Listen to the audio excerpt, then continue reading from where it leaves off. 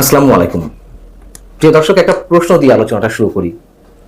সারা পৃথিবীর কথা বাদ দিলাম, এই বাংলাদেশে যে কবার সামরিক অভ্যুত্থান হয়েছে, সামরিক কূ হয়েছে, কিংবা সামরিক বাহিনী ক্ষমতা নিয়েছে, তার কোনোবারই কি সাধারণ সামরিক কর্মকর্তাদের সঙ্গে বৈঠকে বসে আলোচনার মাধ্যমে এই ধরনের কোনো সিদ্ধান্ত নেওয়া হয়েছে, নাকি খুবই সন্তর্পণে, খুবই গোপনে, হাতে গোনা কয়েকজন শীর্ষ সামরিক কর্মকর্তাদের সঙ্গে সংশ্লিষ্ট সেনাপ্রধানেরা আলোচনা করে এই সিদ্ধান্তগুলো নিয়েছেন? উত্তর আমার বলার প্রয়োজন নেই, এটি আমরা সবাই জানি যে কিভাবে কি হয়ে থাকে। এই প্রশ্নটি এই জন্যই তুললাম যে এরকম একটি ধারণা বা এরকম একটি গুঞ্জন তো এর মধ্যে প্রতিষ্ঠিত হয়েছে যে সেনাবাহিনী ক্ষমতা নিতে যাচ্ছে, এবং যেই বৈঠকটি অনেকে বলছিলেন যে মঙ্গলবার হবে সেনা সদরে যে রুটিন একটি বৈঠক সেনা প্রধানের উপস্থিতিতে, সেটি 21শে মে বুধবার সকালে অনুষ্ঠিত হবে। সেই বৈঠকে নাকি এই ধরনের সিদ্ধান্ত নিতে যাওয়া হচ্ছে, এরকম খবর কেউ কেউ প্রকাশ করছেন, গুঞ্জনে আসছে। এটি স্রেফ আমার কাছে হাস্যকর একটি বিষয়।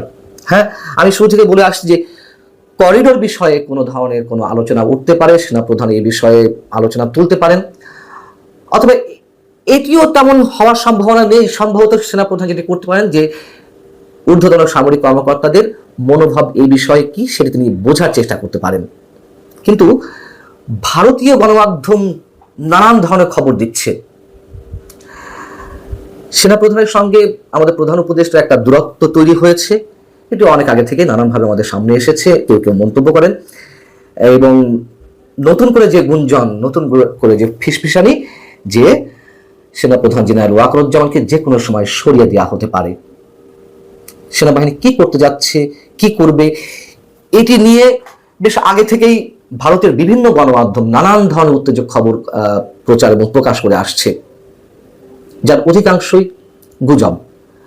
তবে এগুলো কোনোটির যে একেবারে ভিত্তি নেই তাও কিন্তু নয়, একেবারে উড়িয়ে দেওয়া যায় না।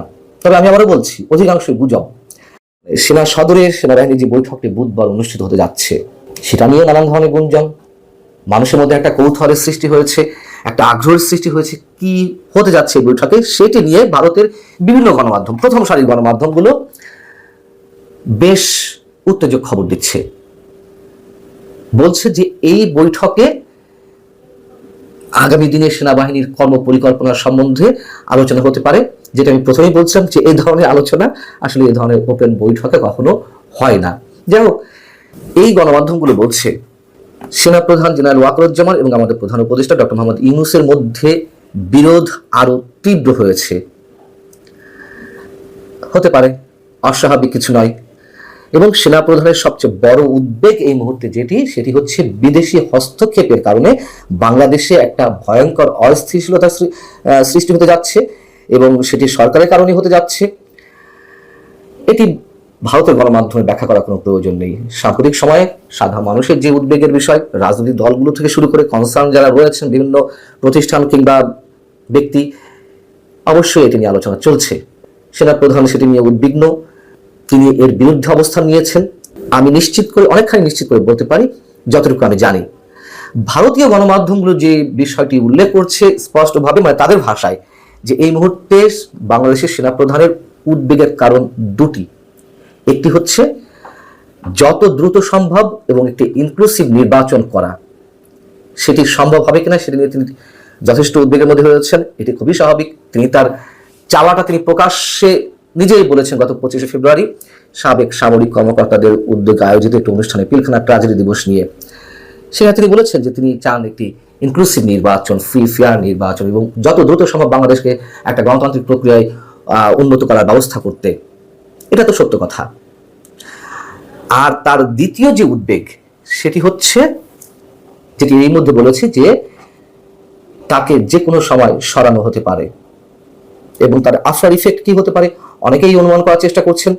এই গণমাধ্যমগুলো বলছে যে জেনারেল ওয়াকারুজ্জামান শুরু থেকেই আমাদের প্রধান উপদেষ্টা ডক্টর মোহাম্মদ ইউনূসকে সাহায্য করার চেষ্টা করছিলেন, কিন্তু বিদেশি হস্তক্ষেপের কারণে যে দূরত্ব সৃষ্টি হয়েছিল এর মধ্যে নানান ইস্যুতে, সেটি আরো তীব্র হচ্ছে বা তীব্র হয়েছে।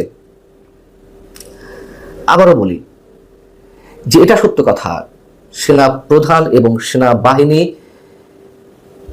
এই ইস্যুতে অবশ্যই বাংলাদেশের পক্ষে, দেখুন,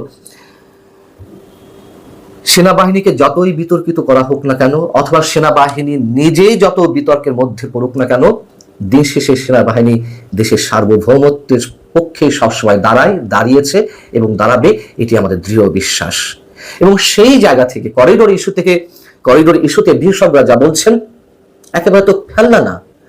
এখনো পর্যন্ত কোনো বিশেষজ্ঞ বলেছেন যে হ্যাঁ এটি আমাদের সার্বভৌমত্বের জন্য হুমকি নয়?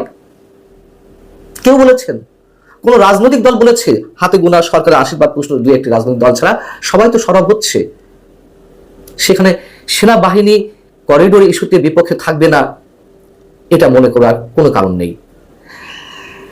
এবং বুধবারের বৈঠক নিয়ে সরকারের পক্ষ থেকে এটি ঠেকানোর একটা প্রাণান্তকর চেষ্টা করা হচ্ছে, সেটিও নানানভাবে গুঞ্জন আকারে ছড়াচ্ছে। আর ভারতীয় গণমাধ্যমগুলো সেটিকে একেবারে এস্টাবলিশ করার চেষ্টা করছে যে সরকার যে কোনো মূল্যে এই বৈঠকটি ঠেকাতে চায়। কি এমন সিদ্ধান্ত হবে সেই বৈঠকে ক্ষমতা নেওয়ার কোনো বিষয় আলোচনা তো হবেই না, তাহলে কেন ঠেকাতে চাইবে সরকার? করিডোর ইস্যুতে আলোচনা হবে এটি নিয়ে? হবেই এমন কোনো ক্লিয়ার কোনো পিকচার পাওয়া গেছে আগে থেকে? আর যদি ঠেকিয়ে থাকেও সরকার বা ঠেকানোর চেষ্টা করে থাকে, যদি সেনা প্রধান সত্যি সত্যি বিপক্ষে অবস্থান নেন, তিনি সেনাবাহিনীর মধ্যে এই সিদ্ধান্তটি তো যে কোনোভাবেই নিতে পারেন, তার তো নানান পথ আছে। আমরা জানি না এসব খবরের সত্যতা কতখানি, তবে কিছু একটা হচ্ছে এটুকু বলা যেতে পারে। আল্লাহ হাফিজ, ভালো থাকুন সবাই।